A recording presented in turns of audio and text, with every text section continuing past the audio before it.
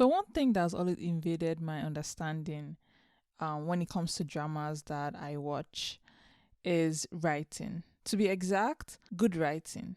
This is something that I've always struggled with when it comes to writers in this space because I could never understand why it always seems to be a struggle for writers to write a good script, right? Because in my mind, when I think of writing, I think of it as the lowest possible effort, the one thing that does not require any capital to do. Right. I consider it something that is not particularly expensive. Anybody can pick up a pen and write. So I've always been fascinated by why it was seemingly a struggle for writers to produce a good script, why it was difficult for dramas to properly tell a story and get us, the audience, feeling like we've done the right thing by investing in the drama.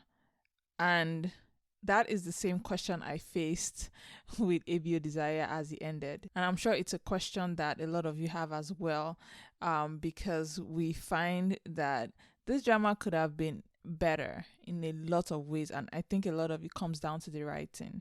As you all know, I have been covering this drama, following it since it first aired and giving my 2 cents as the drama aired. This is partly because I find this to be a very special time in the history of like BL, because this is a genre of writing that has only previously been attributed to fan fiction, which is not taken seriously enough to at least be adapted.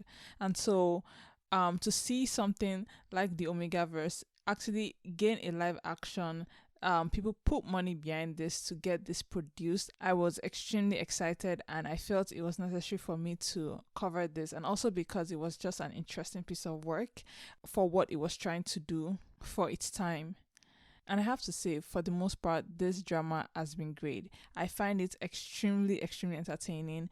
And like I described it in a previous episode of mine, it's very camp. I am very satisfied for the most part with this. And I think that the existence of this drama is going to spur on more and more of this, like, more niche tropes, more niche genres to come to the forefront in terms of adaptation, and we will hopefully see more and more adaptations of these kinds of dramas. In fact, there is a Thai BL that is currently about to start production called Not the Series, and it's also an Omegaverse, and so you can see just how much this has influenced other production companies to want to try this genre because they see how well people are like receptive to it. So this drama has done kind of what it needed to do in terms of like being that first one to push out this kind of like novel idea that I feel like a lot of production companies and just like people that have money, investors, don't feel like they are ready to back. This kind of shows that really like these BL fans will watch just about anything so far it's two guys right? So I think that that's one of the beautiful things about this drama, one of the things that I am glad came out of this drama, right? And so when I talk about this drama, I think that I have a lot of grace for it, and I will continue to have a lot of grace for it because it was not only innovative for like its time, even though we've had like Pit Babe, which is like the first drama that uses that concept, but I know that like part of it was they specifically did not want to use the actual Omegaverse tropes. They just wanted to use like the idea of it, right? And so I would not consider it the first Omegaverse drama as opposed to ABO Desire, which I would say is like the first real one that actually features things like male pregnancy, which is I think one of the major parts, if not the biggest like feature of Omegaverse. You know, the idea of being able to get a man pregnant, right? The idea of an omega, right? And so this has been that first like real adaptation of this concept, right? So overall, I am very happy that this drama exists for what it is. Now, Before I go in and talk more about this writing issue that seems to come up in this drama, and it's just a general issue with dramas in general, I do want to talk about ABO Desire and just like what I liked about it, and coming to the final end of this, what my final thoughts about this drama in terms of like the good parts of this were, right? I think one thing that makes this drama really good is because from the very beginning it's been non-conventional for the most part, in terms of like, even though this is an Omega verse, it actually does not feature the Omega as like one of the main characters, right? So Hwayoung and Sheng Xiaoyu are not Omegas, right? It's Gao Tu, who is, I would like to think of as kind of a secondary character here, or is treated and has screen time like a secondary character that is the Omega, right? And so it's actually the secondary couple that have that typical Omega like relationship that kind of harkens back to what the Omegaverse really started as, right? Hwayoung being an enigma is a very new concept. It's actually non-conventional. Not a lot of writers will write on enigmas into their work. And the idea that like alphas can get pregnant, it's a very like niche part of the Omegaverse, right? And so that's one thing I have to like say I am actually quite impressed with about this drama, because immediately features something that is so niche even within the Omegaverse that like it's not as common, right? And so I find it like very good in that aspect, that even the introduction that you get to this Omegaverse in terms of adaptation starts with something very like different, right? And so that is one plus of this drama. It's not a simple story. They actually really took the time to think through this and introduce it in such a way that like you are getting almost all the elements of the Omegaverse in this one drama. And so that is one really like strong part about this drama. Another aspect of this drama that I really like is the characterization of the people in this. The way they are portrayed is actually all done in such a good way that even though, yes, they are toxic for the most part. So, for example, Hwayoung's character is one that is manipulative and is just somebody that is pretending to be someone he's not for half the drama, just to be with Shen Xiaoyu, right? But actually, necessarily, we don't feel bad for Shen Xiaoyu, because Shen Xiaoyu is an alpha. We don't consider him, I think, to be the bottom of the totem pole, like say Gao Tu is, which is why a lot of people have words and have insults for Shen Wenlang, because a lot of what he does is kind of punching down to Omegas and people like Gao Tu, right, who is a secretary. Whereas I think Shen Xiaoyu is already an alpha, is already like someone that is rich, second generation Chebo kind of person. So when we see how Hwayoung is pretending and basically deceiving him and being manipulative, we don't necessarily feel bad in a sense, because it's not like a scenario where one of them is taking like severe advantage of the other one. The power imbalance is not that great, right? And so I think that's what makes this kind of interesting to watch, because you're watching Hwayoung be this terrible person, but you don't feel like too bad for Shen Xiaoyu, because like it's not the worst it could be. It could be way worse, right? And so even though there were moments I felt bad for Shen Xiaoyu, right, it wasn't necessarily in a way that I'm like, actually this is like really bad. Even though the moments I had that feeling, but still like you could see that even when Hwayoung ends up telling Shen Xiaoyu, it's not that big of a deal, as opposed to, I feel like if it was someone like Gao Tu that he was controlling and doing these things too. So that's one thing I like about this, that the way they wrote the characters and the dynamics really helped us enjoy this drama, even though like Hwayoung is extremely toxic, right? Even for like, I would say Shen Lang and Gao Tu, even though we know that Shen Lang holds a lot of power on Gao Tu, there are moments you see where like it's obvious that if Gao Tu would know that he has more power than he actually uses, a lot of the things that he thinks is a problem is not really a problem, and actually he has more power over Shen Lang than he knows, right? So that's one thing I like about this drama, that the characterization that they've given all the characters is pretty good. Even the relationship between Hwayoung and Shen Lang, for example, is well done, right? And you can tell that like this is like a frenemy kind of situation, right?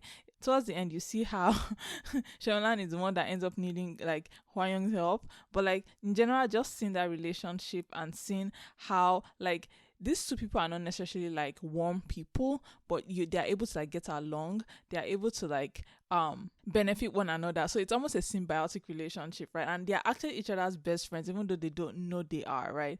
The existence of like people like Hwa Young and Shemilang has to exist within that characterization they've given them. So even though they are cold people, they still have that friendship, but and when you see that relationship, it's not like they profess like deep friendships towards one another, right? It's just how you see it, right? It's give and take kind of relationship, and that's fine. So I really like how they've done that for the most part, and I like how everybody has like a different dynamic with different people, right? So Hwa Young has a different dynamic with Sheng Xiaoyu, even two different dynamics. The one that was existing before he tells the truth, right, where he's acting soft and everything, and the one that exists after, like Shen Xiaoyu knows that Hwa Young is like of someone that's just about the same strength, right? And it's also different from how Hwa Young acts with Shen Wenlang, right? He has that dynamic with different people. Same with Shen Wenlang. The relationship he has with Hwa Young is one thing. The relationship he has with Gaotu is different, and I will even say that he displays more feelings when he's talking to Gaotu than he does when he is like with Hwa Young, because genuinely he also has like feelings for Gaotu. So it's very interesting to see how their different characterizations work in that sense. Now, I could keep going on and on about like why I like this drama for the most part, but I want to make this episode short, so I'm gonna just go straight into talking about the one issue I had with this drama, and I feel like everybody knows what I'm going to talk about because it was very glaringly obvious, and it's something I had anxiety about leading up to the last episode, because even by episode 15 I was like, honestly, we are not in the point where like if, for example, Gaotu was going to run away, that there's time enough for the reconciliation after he comes back or after he's found, right, by Shemelang in the park kind of thing, right? So I had the anxiety already, and I already kind of had the sense that it would not end up the way I wanted it, and that's kind of what happened. In fact, it was worse than I think I thought it would be right? So we see how at the end, right, in maybe the last half of the drama, right, we see Gaotu run away, right, and that's kind of where that like 3-year gap starts, right? And after that, the next time we see Shemilang and Gaotu and their reconciliation, it's in that park, right? And honestly I was actually really, really sad about it, because even leading up to the last like moment of this drama, like the last minute, I was like, okay, because they kept showing like Shen Xiaoyu, Peanut, and Hwa Young, right, and they were talking and basically using exposition, right, to kind of explain how Gaotu and Shemelang's relationship was working after that. And I was like, how are they going to find time to like show us a little bit of Shemelang and Gaotu if they keep like wasting time talking about it? And so when it ended and the outro came in, I was actually really pissed, because I was like, wait, what do you mean this whole time there was not going to be anything? And I am still like kind of salty about it, because I don't understand, and this is what I mean when I talk about writing, because honestly I feel like the writing could have been better. I know most likely what happened and why they could not like go into more scenes with Gaotu and Shemelang is that they ran out of budget. And this is what I mean about like I don't understand how writing works and what like how they decide to like shoot things, because ideally what I would think is that if like, okay, you have a script, right, there are going to be important parts of the script that you're like, this scene must happen for this old drama to make sense for the audience to be satisfied, right? And so for me, I think the scene where we see Gaotu and Shemelang be kind of like a family with Lele, like that's something I'll be like, okay, this is an important scene, right? We need to dedicate like 5 minutes to do this. And I would think that they would have shot that even earlier on. Like if you think a scene is important, right, I would think that all the important scenes are shot first, right? Now maybe I'm just not getting how like scenes are shot, right? But if I know like a scene is important, I'll shoot that first, because the chances that I'll run out of budget later is high, right? And so that's what I would do. I would shoot scenes kind of out of sequence and basically shoot in order of importance, right? And filler like scenes that are not crucial to the drama will be shot last if there's time. Right. So for example, right, there's a scene where like we see Hwa Young's cousin talk about him and his like alpha wife. That's all good and nice. But like now that I think about it, all that time could have been used and saved to shoot a scene with Hwa Young and Gaotu, right? and would have had that moment with them at the end, or like the scene with like the dad, where Wang is talking to Shensha, is that I get it, it's kind of important, and so that's what I mean. But like, there are scenes I feel like they could have cut from the beginning if they are short things like well, in terms of like what is more important, that you will not have had that vacuum and that feeling where the audience is like feeling like incomplete, right? And that's what I mean, that I don't understand how script writing works and how like people shoot things, because even if you run out of budget, there's a sense that like if you had shot things right the first time, you will not run into this problem, right? Like they did here, because for sure, I'm sure they wanted to add more scenes for Shyamalan and Gao too. Even in the book, there's a lot more scenes for them, right? And honestly, I guess I was getting spoiled because in the earlier episodes, they had, gave us a little more scenes than they even had in the book. So I kind of expected that's what would continue on, right? So when it did not, and I just saw the outro, I was like, I almost screamed, because I was like, wait, what do you mean this is the end? They have to have like a special episode, right? Or something, right? And so that's kind of one thing that I've never understood about like dramas in general and just writing in general. I'm like, okay, you have a script, you write the script, and like you've spent time to like think through this. And I have to say, even something like ABO Desire, it's something that like no one kind of expected that this drama to exist, right? So it's not like they have a time crunch at the beginning where it's like Netflix that's giving them a time period to like write the script and then get shooting, right? This is their own creation, so they had time to like iron out the script, ideally, is what I would think, right? And so they would obviously have more scenes, or are fleshed out more scenes with like Shyamalan and Gao too, right? Just like we saw in earlier episodes. So then I don't understand why they will now shut it in the order of that importance, right? Knowing that like that's something that's crucial to the story, because people are watching for both couples, right? Even though yes, Hwayong and Shen Shayo are like the main characters, we know, and everything, we still have a secondary character, and you still have to fulfill people's desire to like see their story be resolved, right? But to just get a hug, it was like a 2-second hug, I think.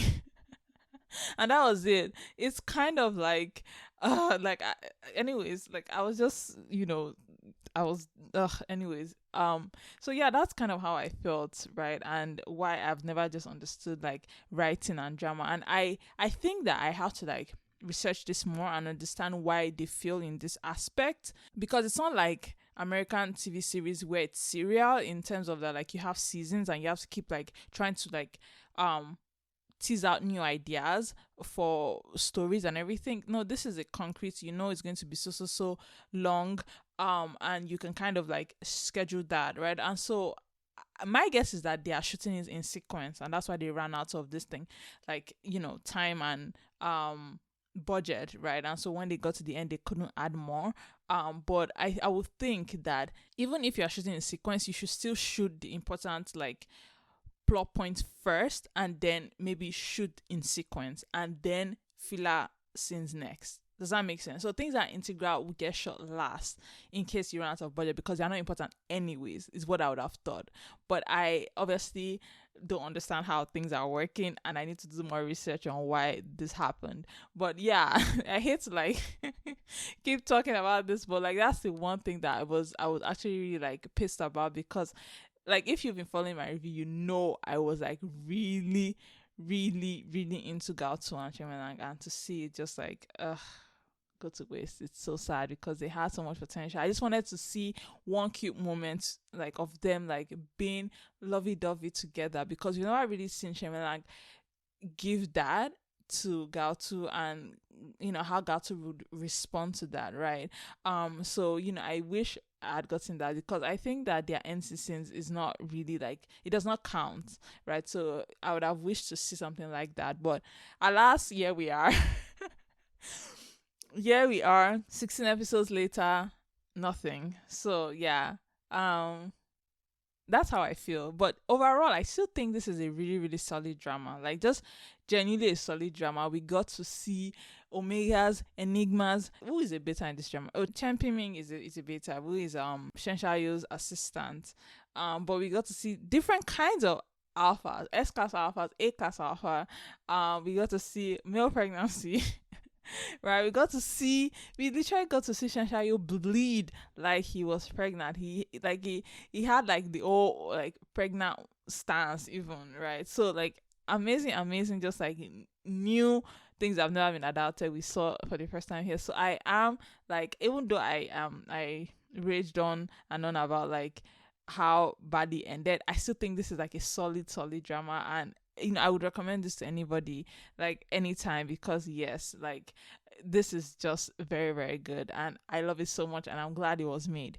So yeah, that's kind of my last final review of ABO Desire. I think it was amazing and it was a fun watch while it lasted, and on to the next one, honestly. So yeah, that's all I have in this episode. I hope you guys had fun listening to this episode. Thank you guys so much as always, and I'll talk to you guys again next week. Have a lovely one. Bye.